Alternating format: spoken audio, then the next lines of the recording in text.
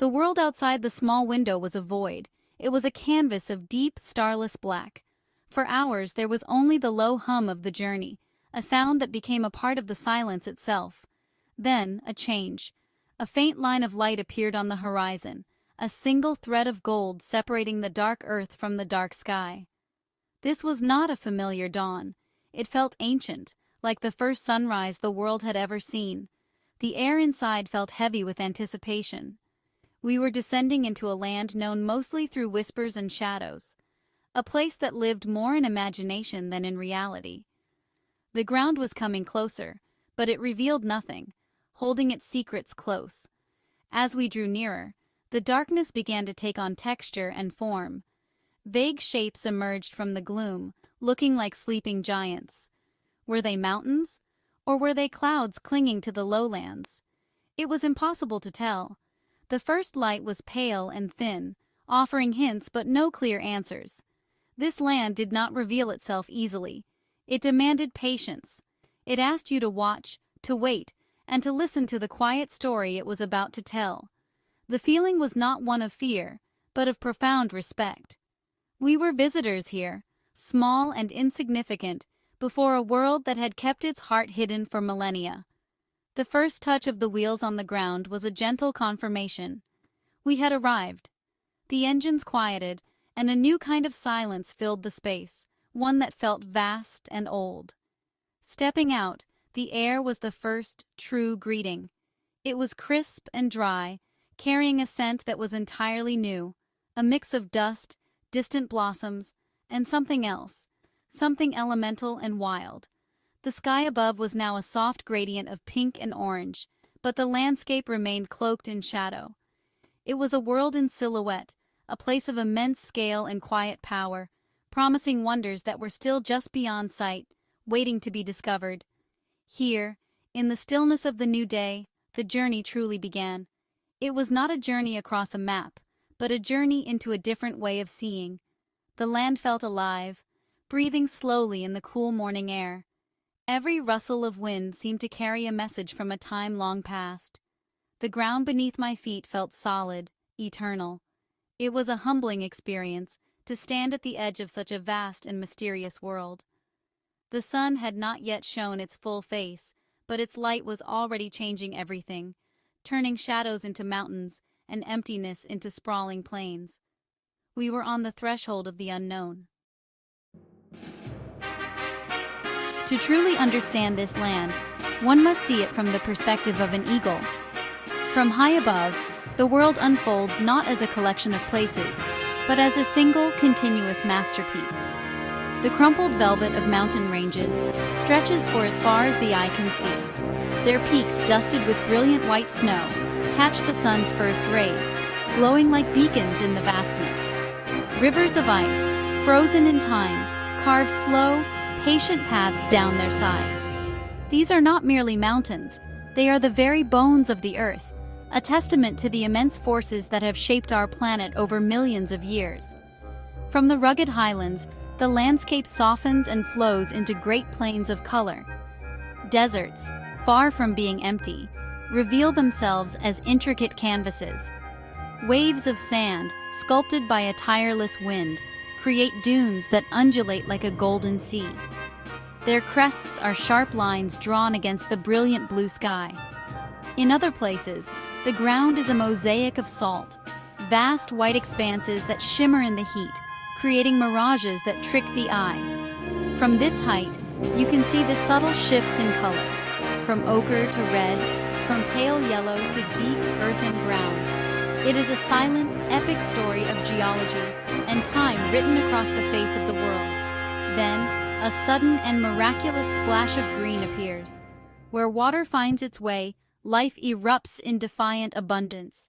Forests cling to the slopes of mountains facing the sea, their canopies so dense they look like a soft green carpet. From the air, you can trace the journey of rivers, bright silver ribbons winding through the arid land, bringing life wherever they go. These green corridors are precious, vital arteries in a body of earth that is often harsh and unforgiving.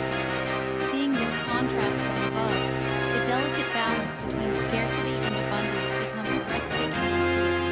Every tree, difficult to comprehend. Flying over this terrain, one feels a sense of profound awe. The world below appears untouched, pristine, and powerful. There are no straight lines here, only the organic, flowing curves drawn by wind, water, and time. The shadows of clouds drift slowly across the plains, their fleeting darkness only serving to highlight the brilliant light that bathes the landscape. It is a view that strips away the noise of the everyday world, leaving only the fundamental beauty of nature. This is the earth as it was meant to be seen, vast, wild, and utterly magnificent. The entrance to the bazaar is like stepping from one world into another. The bright open sky is replaced by a high, vaulted ceiling, where shafts of light pierce the dusty air like spotlights on a stage. The air grows thick with 1,000 scents. There is the warm, sweet aroma of baking bread, the sharp tang of spices piled high in colorful mounds, and the delicate perfume of dried flowers and herbs. The sounds change too.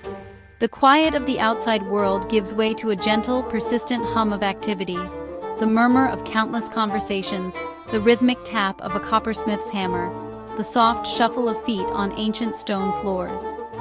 Deeper inside, the bazaar becomes a labyrinth of covered alleyways, each one a new discovery. Here, a man sits cross-legged, patiently weaving a carpet. His fingers move with a speed and precision born of a lifetime of practice, transforming threads of wool and silk into an intricate garden of patterns. Nearby, a shopkeeper offers a small cup of fragrant tea, a simple gesture of hospitality that needs no words. The steam rises in the cool air, carrying the scent of cardamom and cinnamon. People move with a calm, unhurried grace, their faces telling stories of generations who have walked these same paths before them. Every corner holds a new sensory experience. In one section, the air is heavy with the rich, earthy smell of leather goods, bags, belts, and shoes, all crafted by hand. In another, the vibrant colors of hand-dyed silks and cottons hang like waterfalls of fabric, creating a kaleidoscope of blues, reds, and yellows. The sound of birdsong comes from a small courtyard, where caged canaries sing, their melodies adding another layer to the bazaar's complex symphony. It is a place that engages all the senses at once, a living museum of tradition and craft that continues to thrive in the heart of the city. This is more than just a market. It is the lifeblood of the community, a place where people connect, share stories, and uphold traditions that have been passed down for centuries. It moves to its own rhythm, a slow and steady heartbeat that has pulsed for generations. To walk through these corridors is to feel the warmth of human connection, to witness the quiet dignity of skilled work, and to understand that culture is not something found only in books or museums. It is alive here, in the scent of spices, the sound of the hammer, and the shared cup of tea. In the quiet corners of this land, far from the hum of cities, another world exists. You must be still to see it. You must be patient. In the high mountain meadows, as the sun begins to warm the rocks, a wild goat may appear. It moves with an impossible agility, its hooves finding purchase on sheer cliff faces. It pauses, its head held high, its curved horns silhouetted against the sky. The animal is perfectly adapted to its harsh environment, a master of the vertical world. Its presence is a reminder of the resilience of life, of the ability of nature to find a foothold even in the most challenging of places. The forests, too, hold their own secrets. Here, the light is dappled, and the ground is soft with fallen leaves. A rustle in the undergrowth might be the only sign of a passing creature. A flash of brown fur could be a squirrel, or perhaps something larger, something more elusive. Look closely at the bark of a tree, and you might see the intricate work of a woodpecker, its rhythmic drumming the only sound in the deep silence of the woods. These creatures live a life of subtlety and grace, their movements a silent dance choreographed by the seasons and the constant search for food and shelter. Even in the vast open deserts, life persists in surprising ways. A small gazelle, its coat the color of sand, might be seen in the distance, shimmering in the heat haze. It moves with an effortless elegance, its slender legs carrying it swiftly across the arid plains. These animals are miracles of adaptation, able to survive with very little water, their bodies perfectly designed for this extreme environment. To see one is to witness a triumph of evolution, a creature that embodies the spirit of endurance. Its gaze is calm and watchful, a silent observer in a world of immense space and solitude. These encounters are fleeting, precious moments. They are not grand spectacles, but quiet revelations. A flock of birds taking flight in perfect unison, their wings catching the evening light. A fox pausing for a moment at the edge of a clearing, its eyes glowing in the twilight. Each sighting is a gift, a brief glimpse into a hidden world that runs parallel to our own. It is a world governed by instinct, by season, and by the timeless rhythms of survival. In their silent dance, these animals teach us the importance of watching, of listening, and of appreciating the delicate beauty of the wild.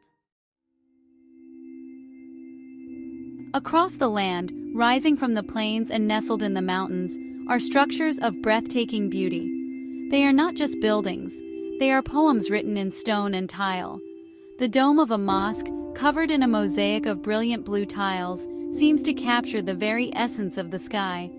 It rises against the dusty landscape like a mirage, a vision of impossible perfection. The patterns are geometric, mathematical, yet they feel organic, as if they grew there. They draw the eye upward, toward the heavens, inspiring a sense of wonder and humility. The sheer scale and intricate detail speak of a deep devotion, a desire to create something beautiful for a higher purpose. Inside these spaces, the world transforms. Light filters through stained glass windows or intricate latticework, casting colorful patterns on the cool stone floors. The air is still and silent, a stark contrast to the world outside. The silence is not empty. It is full of echoes, of centuries of quiet contemplation. You can almost hear the soft whisper of prayers, the shuffle of stockinged feet on magnificent carpets. These are places designed for introspection, for finding a moment of peace in a busy world. Every arch, every pillar, every tile seems to have been placed with a profound sense of purpose, creating a harmony of space, light, and color. In the gardens, water plays a central role. It flows in narrow channels, a symbol of life and purity in an often arid land. The sound of gently flowing water is a constant, soothing presence. Fountains bubble in central pools, their reflections mirroring the surrounding architecture and the deep blue of the sky. The gardens are an oasis, a carefully constructed paradise on earth. Tall cypress trees stand like sentinels, providing shade, while rows of roses and other flowers fill the air with a sweet, intoxicating perfume. It is a space that delights all the senses, a perfect union of human artistry and natural beauty. To stand within these structures is to feel a connection to the past. These walls have witnessed generations. They have stood against the sun, the wind, and the passage of time. They are a testament to the enduring power of human creativity and faith. The hands that laid these tiles, that carved this stone, are long gone, but their spirit remains. It lives in the perfect symmetry of an archway, in the vibrant color of a tiled dome, and in the profound peace that fills these sacred spaces. They are not just relics of history, they are living, breathing places that continue to inspire awe and reverence today. As the journey comes to an end, the memories remain, not as a series of images, but as a deep and lasting feeling. It is the feeling of the immense, silent desert at dawn, the sky ablaze with colors too vivid for a painter's palette. It is the feeling of the wind whispering through ancient mountain passes, a sound that seems older than time itself. It is the feeling of standing in a crowded bazaar, surrounded by the warmth of human life, a symphony of scent and sound that speaks of a culture rich and unbroken. This land communicates not in headlines, but in the quiet language of the earth. There is a profound humility that comes from witnessing such landscapes. To stand at the foot of a mountain that has watched civilizations rise and fall, or to walk on sand that has been shaped by 1,000 years of wind, is to understand one's own small place in the grand sweep of time. The natural world here is not a backdrop. It is the main character. Its power is quiet but absolute. It is in the patient strength of a tree growing from a crack in a rock, and in the resilience of a gazelle that can survive in the harshest of deserts. It teaches a lesson in endurance, in finding beauty in simplicity. The connections made here are simple, yet powerful. A shared smile with a baker offering freshly baked bread. A nod of respect to a craftsman whose hands move with the wisdom of generations. The gentle curiosity in the eyes of a child. These moments transcend language and culture. They are a reminder that, beneath our different customs and histories, we share a common humanity. The hospitality received is not a transaction. It is a genuine expression of welcome, an offering of kindness that expects nothing in return. It is a thread of connection that binds the visitor to the place. Leaving this hidden world, one carries away more than just photographs. One carries away a sense of wonder.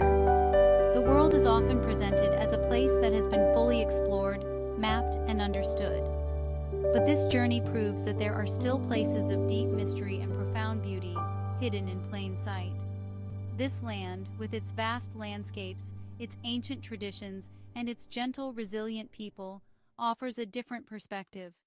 It asks us to look beyond the surface, to listen to the silence, and to discover the extraordinary world that lies just beyond the headlines, waiting with a quiet and timeless grace.